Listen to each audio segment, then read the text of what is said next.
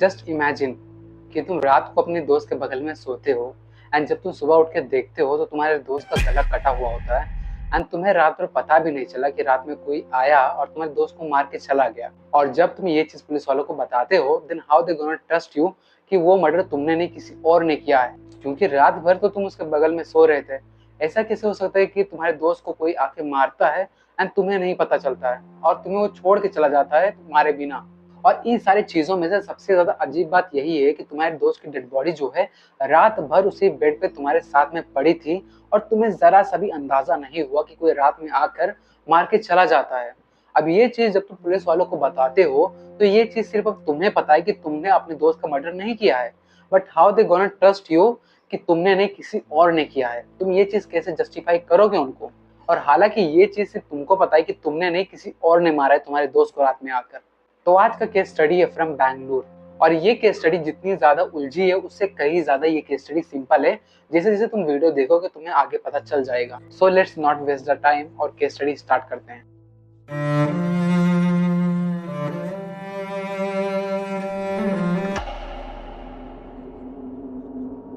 नव्यश्री जो कि 25 साल के डांस इंस्ट्रक्टर और एक कोरियोग्राफर थी इन कन्नड़ फिल्म इंडस्ट्री, और ये है किरण जो कि एक ड्राइवर होता है।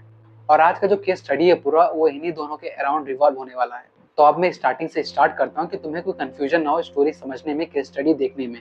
नव्यश्री जो कि कर्नाटक के भद्रावती में रहती थी with his family and with his one female friend जिसका नाम होता है Aishwarya, and they were living a very happy life until Kiran उसके जिंदगी में नहीं आता है। तो बैक इन कोविड-19 खत्म होने के बाद में 2021 में नव्यश्री और किरण जो है मिलते हैं एंड कुछ टाइम बाद ये दो के दोनों को प्यार हो जाता है। और फिर प्यार होने के कुछ ही महीनों के बाद में वो दो के दोनों डिसाइड करते हैं कि उन्हें हम शादी कर लेते हैं। और फिर कुछ ही महीनों के बाद में वो दो के दोनों जो है शादी कर लेते हैं with all due respect with the family, और हर एक मंजूरी से, फैमिली के सहमति से।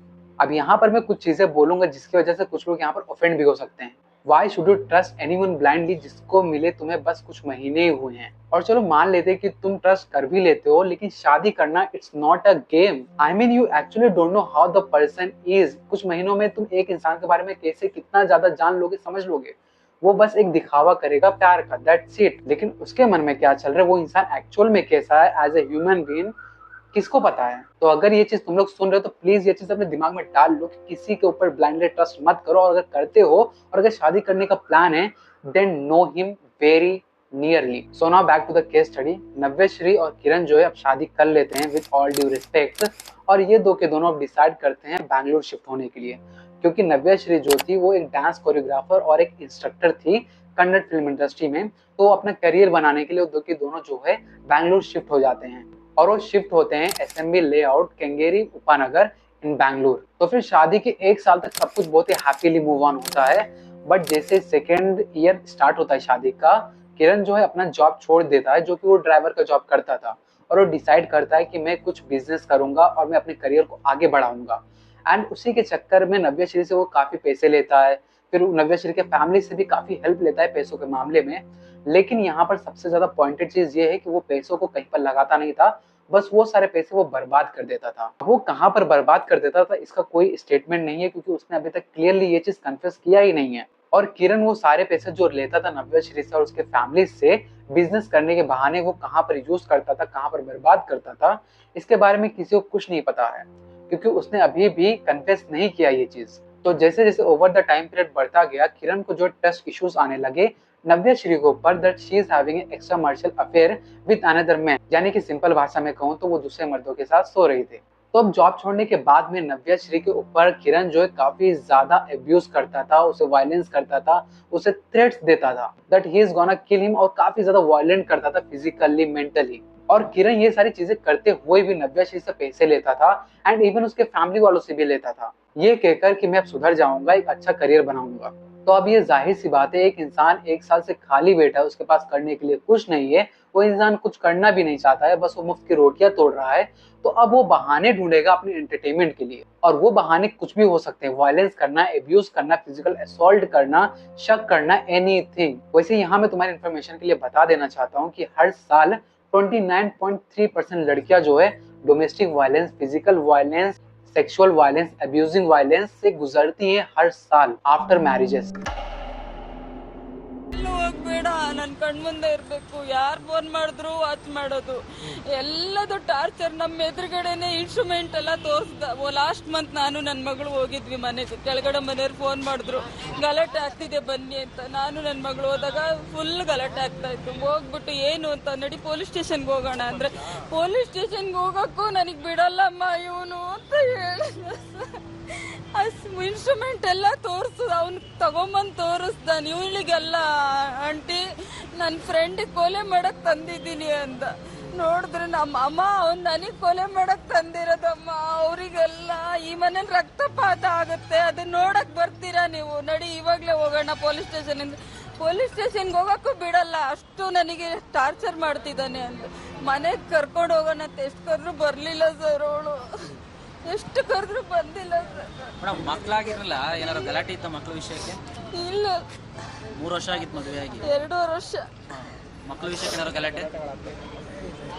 ಏನ್ ಕೆಲಸ ಮಾಡ್ತಾ ಇದ್ದವನು? ಅವನೇನ್ ಕಾರ್ ಡ್ರೈವರ್.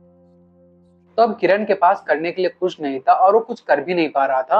और जैसे कि हमारे बड़े बुजुर्ग हमको कह के गए हैं कि खाली दिमाग शैतान का होता है, तो इसका भी दिमाग कुछ ऐसे ही काम करने लगा। तो 1 साल अच्छे से हैप्पीली काटने के बाद में किरण जो है उसके साथ physical violence, sexual violent and domestic violence, abusing violence सब कुछ करना शुरू कर देता है, शक करना शुरू कर देता है, क्योंकि उससे शक होता है कि वो एक एक्स्ट्रा मार्शल अफेयर रख रही है किसी और के साथ में। और ये चीज रुकता नहीं है, दिन ब दिन ये चीज बढ़ता ही जाता है।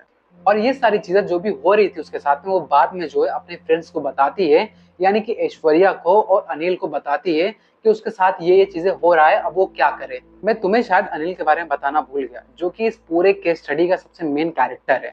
तो अनिल और नव्यश्री जो है एक अच्छे दोस्त होते हैं, एक अच्छे कलीग होते हैं, क्योंकि वो साथ में काम करते थे। और किरण को किसी और पर नहीं, इन्हीं दोनों के ऊपर शक था, क्योंकि किरण ने काफी बार जो है बात करते हुए दोनों को देखा था फोन पर। और यहाँ पर एक चीज मैं क्लियर कर देना चाहता हूँ कि नव्यश्री ने ये चीज क्लियर बोल दिया था किरण को कि वो बस मेरा एक दोस्त है, अच्छा कलीग है, और उससे ज्यादा कुछ नहीं है, क्योंकि वो जो है कोई भी चीज किरण से छुपाती नहीं थी। एंड वो उसके सामने बैठ कर भी बात करती थी टू गेन हिज ट्रस्ट, कि किरण को बुरा ना लगे और उसे ऐसा ना लगे कि हमारा अफेयर चल रहा है। लेकिन फिर भी किरण जो है शक करता था। तो फिर धीरे धीरे सिचुएशन ऐसा होने लगा कि किरण जो है अब ज्यादातर बाहर ही रहता था, और ज्यादातर वो ड्रंक करके ही आता था घर पर। और किसी को कोई आइडिया नहीं होता था किरण कहाँ पर जाता था, किसके पास रहता था, और इतने दिन बाद क्यों आता था घर पर। और वो जब भी घर पर आता था तो लड़ाई झगड़ा वो करता ही करता था। Now at the crime date 27 August 2024, तो नव्यश्री सुबह सुबह अपने फ्रेंड ऐश्वर्या को कॉल करती है एंड वो कहती है कि मैं बिल्कुल भी सेफ फील नहीं कर रही हूँ, ना ही घर के अंदर और ना ही घर के बाहर, तो प्लीज जितना जल्दी हो सकता है तुम घर पर चली जाओ। तो नव्यश्री यहाँ पर किसी के पास भी कॉल कर सकती थी, लेकिन वो ऐश्वर्या के पास में कॉल क्यों करती? क्योंकि उसे जो है सारा सिचुएशन पता होता है कि क्या चल रहा है उसकी लाइफ। एंड वो जो है नव्यश्री के बचपन की दोस्त थी, जो कि साथ में उन्होंने स्कूलिंग की थी एंड कॉलेज भी की थी। तो इसीलिए नव्यश्री जो है इसके ऊपर काफी ज्यादा ट्रस्ट करती थी। और फिर नव्यश्री के कॉल करने के बाद में लगभग 4-4:15 बजे जो है ऐश्वर्या नव्यश्री के घर पहुंचती है एंड वो कुछ घंटे वहां पर बिताते हैं एंड वो दो के दोनों काफी बातें करते हैं। और कुछ टाइम बाद वो दो के दोनों डिसाइड करते हैं बाहर जाने के लिए। तो नव्यश्री अपने कार को लेकर जो है चली जाती है अपने कॉमन फ्रेंड अनिल के पास में एंड वो उसे पिकअप करती है एंड वो तीन के तीनों जो है चले जाते हैं क्लब में। और फिर वो लोग जब क्लब पहुंच जाते हैं तो वो लोग वहां पर काफी घंटे जो बिताते हैं एंड काफी बातें करते हैं रिगार्डिंग दिस थिंग। तो वो लोग डिसाइड करते हैं कि तुम सुबह जाकर एक FIR कंप्लेंट कर देना किरण के ऊपर। और अब यहाँ पर ये लोग जो है पार्टी कर रहे थे, क्लबिंग कर रहे थे, डिस्कशन कर रहे थे, और वहां पर किरण जो है अपने डुप्लीकेट की लेकर घर के अंदर आ चुका था 9-9:30 बजे के करीब में। यही लगभग कुछ 10 बजने वाले ही थे। और फिर जब वो घर के अंदर एंटर करता है तो जब वो किसी को नहीं पाता है तो जाके जो पूजा रूम में छुप जाता है और वो डिसाइड करता है कि आज मैं इन सबको रंगे हाथों जो पकड़ लूंगा। एंड फिर लगभग 11-11:30 के बजे बीच में जो है नव्यश्री और ऐश्वर्या जो है घर आती है और वो जो है अनिल को उसके घर पर ड्रॉप करके आते हैं। तो फिर वो दोनों जब घर वापस लौटते हैं तो यहाँ पर ऐश्वर्या जो है बहुत ज्यादा पी लेती है एंड वो सीधा जाकर सो जाती है बेड के ऊपर। और जब पूरी तरीके से ऐश्वर्या सो जाती है तो नव्यश्री जो है बेडरूम से बाहर निकल के आती है एंड वो अनिल के पास में वीडियो कॉल करती है एंड वो वीडियो कॉल में वो सारी चीजें बताती है वापस से कि वो मुझे कितना मारता था, कितना ज्यादा क्रूएल है और कितना ज्यादा वायलेंस करता था मेरे साथ में।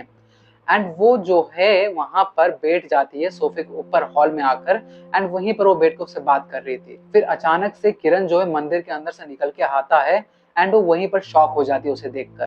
और फिर किरण कहता है कि मैंने तुमको पकड़ लिया। तुम मुझे चीट कर रही थी, इसका मतलब। और फिर इसके बाद में किरण जो है काफी ज्यादा अब्यूज करता है और मारता भी है नव्या श्री को। और जब नव्या श्री ये सारी चीजें नहीं सह पाती है तो किचन में जाके एक चाकू लेकर आती है अपने डिफेंस के लिए। और फिर वो दोनों जो है काफी ज्यादा झगड़ा करते हैं और वो सीधा फिर उसके बाद में झगड़ा करने के बाद में नव्या श्री जो है अपने फ्रेंड ऐश्वर्या के पास में चली जाती है, बेडरूम में चली जाती है सोने के लिए कि तुम्हें अब जो करना है कर लो।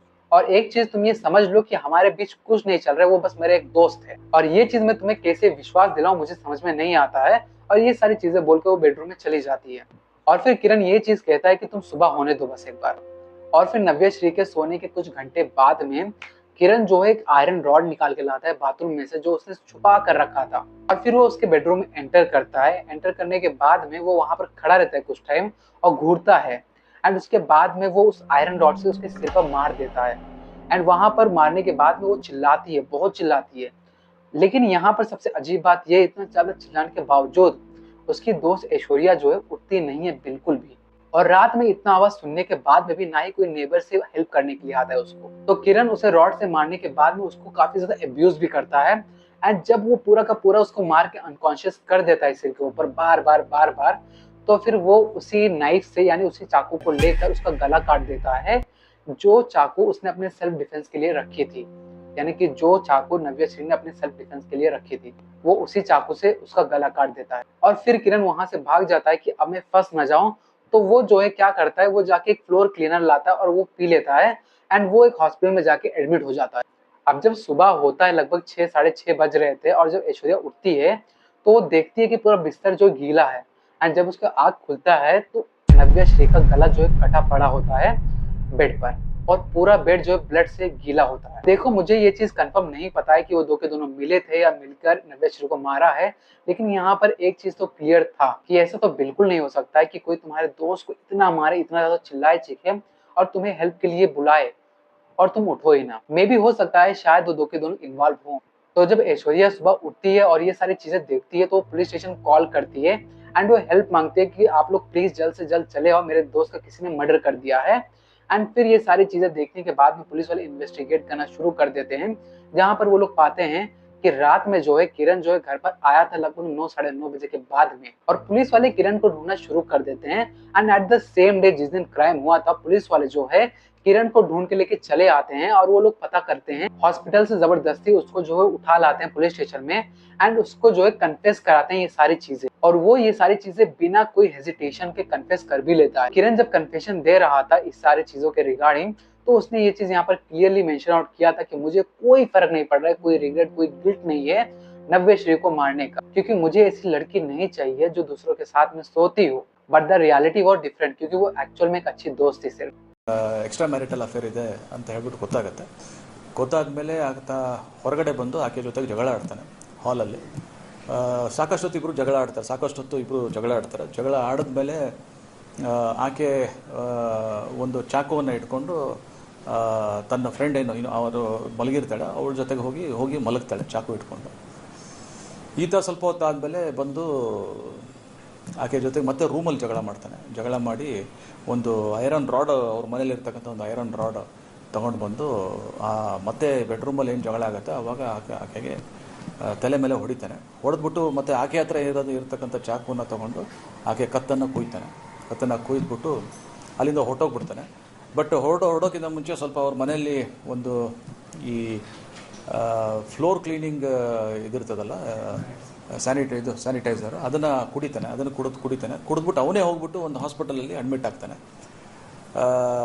ಆಕೆಯ ಫ್ರೆಂಡ್, ಈಗ ಡಿಸೀಸ್ಡ್ ಫ್ರೆಂಡ್ ಏನಿದ್ದಾಳೆ, ಆಕೆ ಬೆಳಗಿನ ಜಾವ ಎದ್ದಾಗ ನೋಡ್ತಾಳೆ ಪಕ್ಕದಲ್ಲಿ ಆಕೆ ನವ್ಯಶ್ರೀಯ ಡೆಡ್ ಬಾಡಿ ಬಿದ್ದಿರುತ್ತೆ. ಸೊ ಇಮಿಡಿಯೇಟಾಗಿ ಅಕ್ಕಪಕ್ಕದವ್ರಿಗೆಲ್ಲ ಹೇಳ್ಬಿಟ್ಟು ಆಮೇಲೆ ಪೊಲೀಸ್ನವ್ರಿಗೆ inform. So this is the whole case study about Navyashree and Kiran, जिनको जल्दी में प्यार होता है, जल्दी में शादी कर लेते हैं एंड जल्दी में कहानी खत्म भी हो जाती है। एंड मैं तुम्हें इसीलिए कहता हूँ कि कभी भी किसी पर भी इतना ब्लाइंडली ट्रस्ट मत किया करो, और वो भी इतनी जल्दी कि तुम शादी के लिए तैयार हो जाओ एंड तुम्हें पता भी ना रहे कि वो इंसान एक्चुअल में है कैसा। क्योंकि स्टार्टिंग में हर कोई अच्छा ही दिखाएगा, अपना अच्छा बन के रहेगा तुमसे, तुम्हें पाने के लिए, अपनी जरूरतों के लिए। तो इसीलिए अगर तुम किसी से भी प्यार करते हो तो पीरियड ऑफ टाइम बीतने दो, बीच में तकरारें होने दो, लड़ाइयाँ होने दो, कि तुमको समझ में आए कि उसका बिहेवियर पैटर्न एक्चुअल में है क्या। वो किस हद तक गिर सकता है तुम्हारे लिए, वो किस हद तक जा सकता है तुमको बेइज्जत करने के लिए। क्योंकि तब तुम्हें पता चल जाएगा कि वो इंसान एक्चुअल में तुम्हारे लायक है या नहीं है। क्योंकि उन सारे झगड़ों में भी अगर वो तुम्हारा केयर करता है और तुम्हें वो डिफेंस करता है और तुम्हारी जरूरतों का ख्याल रखता है, देन इट मीन्स कि वो एक्चुअल में तुम्हें प्यार बहुत करता है, वो तुम्हें खुश रख सकता है। लेकिन अगर उसका बिहेवियर पैटर्न कुछ ऐसा है कि तुम हो तो भी ठीक है, ना हो तो भी ठीक है, और वो तुम्हें शक करता है और वो तुमसे बातें करने में भी शक करता है, तुम भले अपने दोस्त से मिलने क्यों ना जा रही हो, तो फिर ऐसे लोगों से प्लीज दूर रहो। जो भी ये केस स्टडी यहाँ तक देख चुका है, अगर तुम मेरी बात मान रहे हो तो ये एडवाइस प्लीज ले लो मेरे से। ब्लाइंडली ट्रस्ट करना बंद कर दो सब पर। वो इंसान कितना भी खास क्यों ना हो, वो अपनी हदें पार करके तुम्हें नुकसान पहुंचा सकता है। So that's it. तो मिलते हैं हम अगली केस स्टडी में। तब तक के लिए be happy with your families, be happy with your loved ones, take care, bye.